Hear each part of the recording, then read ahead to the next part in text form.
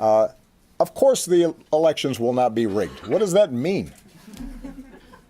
If Mr. Trump is suggesting that there is a conspiracy theory that is being propagated across the country, including in places like Texas,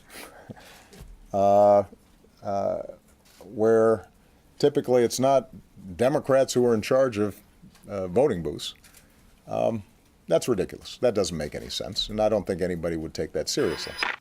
That was President Obama at a Pentagon press briefing last Thursday before he went to Martha's Vineyard to play his 300th round of golf there since he's been president. And he thinks you're off playing golf mentally, because anyone who has any basic memory, anyone that pays attention to what's happened, not just here in the United States, but all over the world, knows that election fraud from the highest levels is commonplace, and that there are hundreds of documented instances in this country's history. Now, that's just establishment election fraud. Voter fraud goes on by the millions every 2 years. That's been confirmed. So Obama gets up there and says, election fraud, what's that? It's like when Hillary was before the Senate committee and they said, what about the Turkish ambassador in Benghazi? She goes, turkeys, thinking the public wouldn't know about the country of Turkey. Instead, would have thought of a ground foraging bird that we eat on Thanksgiving. Now, here at InfoWars, we're going to be chronicling every single day in the next 90 days till the election what's really happening. And we're going to break down the facts of what's unfolding. But before I get into who actually counts the votes here, because Obama slipped up when he said, oh, if Trump's 15 points ahead in polls, but then doesn't win, then I'll be suspicious. He knows good and damn well that the polls themselves are fixed. And I'm going to get to that in a moment. But first, I want to look at what he said in the transcript of his speech. Now, there are 5 lies just in these 4 paragraphs, but I'm just going to focus on 2 for the sake of brevity. This is from the transcript of what President Obama said. If Mr. Trump is suggesting that there's a conspiracy theory that is propagated across the country, including in places like Texas, where typically it is not Democrats who are in charge of voting booths, that's ridiculous. That doesn't make sense. We're talking about a national election. We're talking about theft of battleground states like Ohio and Florida that are continually being stolen by both sides. We're not talking about places like Oregon or places like Texas. Oregon going for Democrats, Texas going for Republicans historically. But see, he builds a straw man. Oh, we hear this conspiracy theory out of Texas. That's how they always refer to us, the Texan, or the Texas conspiracy theory. Oh, we know Trump's listening to that guy. What? You think we're going to steal Texas? Why, Republicans run Texas. How preposterous. So he builds a straw man. Then he goes on, and this is the key, to say if Mr. Trump is up 10 or 15 points on election day and he ends up losing, then maybe he can raise some questions, Obama said. That doesn't seem to be the case at the moment. Obama has really stepped in it. Thanks to Trump coming out and exposing the fact that they tried to rig the primaries against him and did steal the primary from Bernie Sanders, Obama has been forced to come out and respond to this. And in doing so, he screwed up. Did you catch it? He said, oh, don't worry, Hillary's ahead in the polls. And look, we're going to go off those polls come election day. What he didn't tell you was twofold. He didn't tell you that Reuters and AP are part of the super secret private consortium that announces who the winner is nationwide. It's been a controversy every election for decades. We're going to get to that in a moment. And he didn't tell you that they've changed the methodology since Trump got way ahead in the polls to sample 10 to 15% more Democrats in a poll than Republicans, putting Hillary 10 to 15 points ahead fraudulently in what a lot of top pollsters have called criminal fraud, absolute malfeasance. So let's look at some of those poll numbers. Here's an example from Reuters' own website. where they conducted polls July 16th to July 20th with the new methodology they are still continuing with. 650 Democrats versus 496 Republicans. Then they've been caught also skewing so-called independents, 196, mainly picking, quote, Democrats and progressives. Then they're able to give you the number of Hillary Clinton 7 to 10 points ahead, and they're continuing to use this methodology, something they've never done before. But despite that, if you fast forward to now, in early August, Zero Hedge breaks down and links directly to Reuters, where suddenly her 10-point lead has shrunk to 3 points or has evaporated in some of their other polls. Despite the fraudulent methodology of adding 10 to 15 percentage points to Hillary by sampling, knowing Democrats are going to go for her, she still has 0 to 3% lead. That gives Trump a 10 to 12% lead.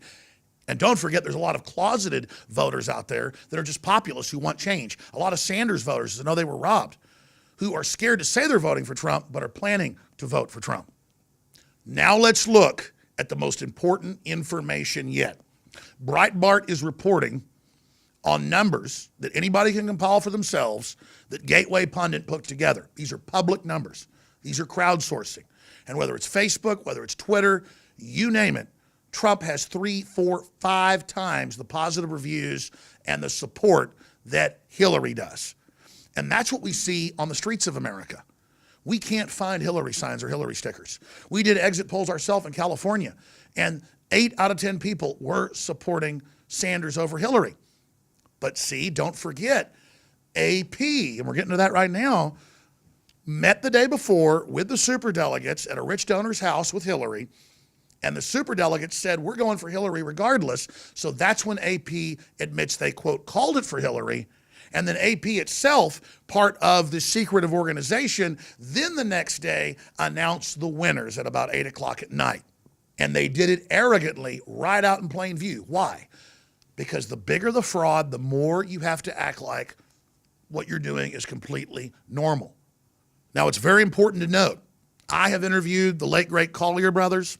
I have interviewed Bev Harris, who made the documentary Hacking Democracy for HBO. I have interviewed hundreds of experts, mathematicians, statisticians, Diebold chief engineers that have testified to legislatures and Congress that they were ordered to engage in fraud. And this is bipartisan. So when Obama denies all this is going on, this is admitted fact. You know about black box voting fraud. Everybody's seen it in the news. Again, it's like he's denying something that everybody knows exists. But what the public's not aware of is how they do it. Now, they can steal the election at the local area with hacking.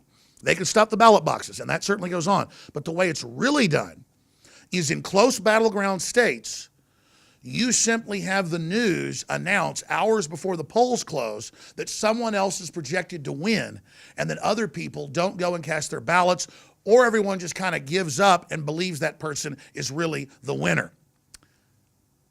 But no one ever asks who actually tallies the votes at the national level.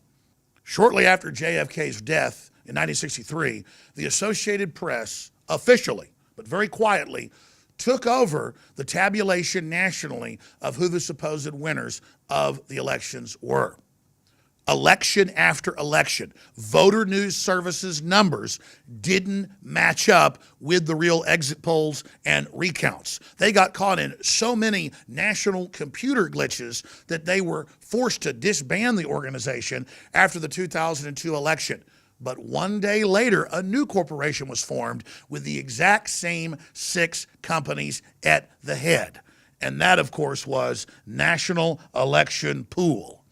National Election Pool is made up, again, of the very same mainstream media that runs the fraudulent polls and then ensures that those fraudulent poll numbers are regurgitated on election night. And they're so arrogant, they're so brazen now, that they actually met before multiple primaries, like the California primary, and decided that Bernie Sanders would not get the popular vote, even though the popular vote did go to him in New Hampshire, California, and 9 other states. What you've seen here is a snapshot of the ocean of proof of election fraud. Many people have died trying to bring this information out. The Collier brothers went through living hell. Their daughter fights on valiantly today. So does Bev Harris. I want to challenge all of you to go out and do your own basic research on this and then ask yourself, what on earth is Obama doing when he makes a joke out of this? He's doing the same thing that the spokesperson for the State Department did last Thursday when they brought up how they're supposed to be transparent and open. He made a big joke, and so did the media, and they laughed at the American people. Welcome to the State Department. I think we have some interns in the back. Welcome. Good to see you in this exercise in transparency and democracy.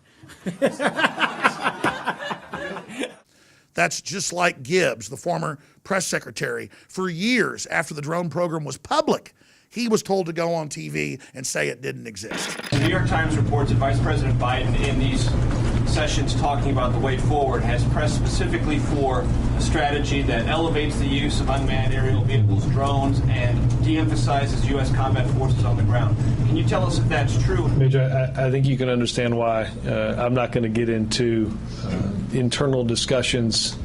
You can't say one way or the other if that's true or not. I'm not going to get into it. The drone program exists. The government lying to us exists. Election fraud exists. And we've seen them pull out the stops with fake polls, Google delisting Trump. We have seen Hillary's own emails sending protesters to act like Bernie Sanders people to attack Trump folks. So these two sides that should work together instead would be involved in a civil war. We've seen dirty trick after dirty trick. And the good news is the American people and the people of the world aren't buying the fraud anymore. It was just 8 days ago that I put out an emergency message to Donald Trump concerning the evidence of election fraud. And you know what? Trump responded within 48 hours, and it became a national issue and a national debate, and Obama was forced to respond. Now, if Trump and others point out that we have this national election pool running the show, they may be forced to back off. You see, Trump isn't a puppet like a Mitt Romney or a John McCain. He's not going to sit there and let them steal this from the American people. And now it's up to the American people to do our job and help Mr. Trump and help Bernie Sanders supporters as well ensure that free and open elections continue on in this country. They may have stolen it from Sanders at the nomination level, but they're not going to steal this national election without an information warfare fight.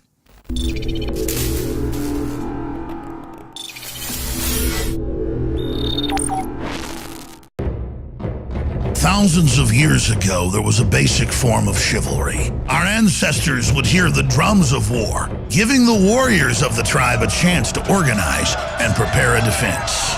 60 years ago, when foreign air forces were approaching filled with bombs, they had drums of their own, air raid sirens. But in the 21st century, there are silent weapons for quiet war, pathogens added to the food and water, and to the lining of plastics that destroy our vitality, turn off our hormones, and accelerate our journey towards death. I personally counter this onslaught with Anthroplex. Anthroplex is designed with known organic concentrated herbs to create the basic foundation to normal metabolic activity inside the human body. Discover why Anthroplex is turning so many heads today. It's time for us to take our bodies back into our own hands, and it starts at InfoWarsLife.com with Anthroplex.